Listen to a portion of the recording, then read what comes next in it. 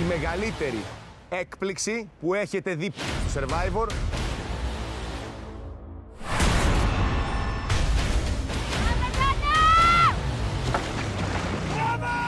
Τώρα πάντως πηγαίνουν μαζί. Δεν θα βάζω πάνω με σένα. Ένα πράγμα σε παρακαλώ. Η διαφορά είναι μικρή. Όχι πολλά λόγια, όχι πολλά λόγια.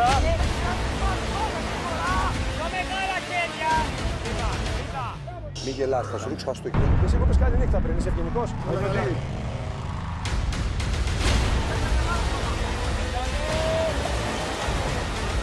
Μαζί θα βγουν στην παραλία.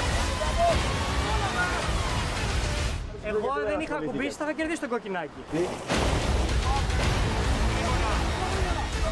Πολύ καλή οι παίκτες.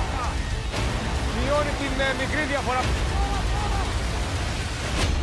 Ή παίζουμε με κανόνες ή όχι, ρε παιδιά. Εγώ Απάντησέ μου συγκεκριμένα. Και εσύ λες ψέματα. Είμαι άνθρωπος, όταν αγωνίζομαι ότι κλέβω.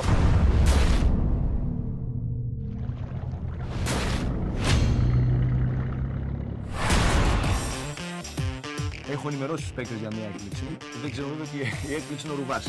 Κυρίως γιατί έχεις έρθει από την Ελλάδα μέχρι την Καραϊβική, έχεις κάνει ολόκληρο υπερατλαντικό ταξίδι για το Survivor. Κάτσε να μου πάρεις αύριο. Με ξεχάσεις εδώ. Αύριο δεν μπορώ, έχω δουλειά.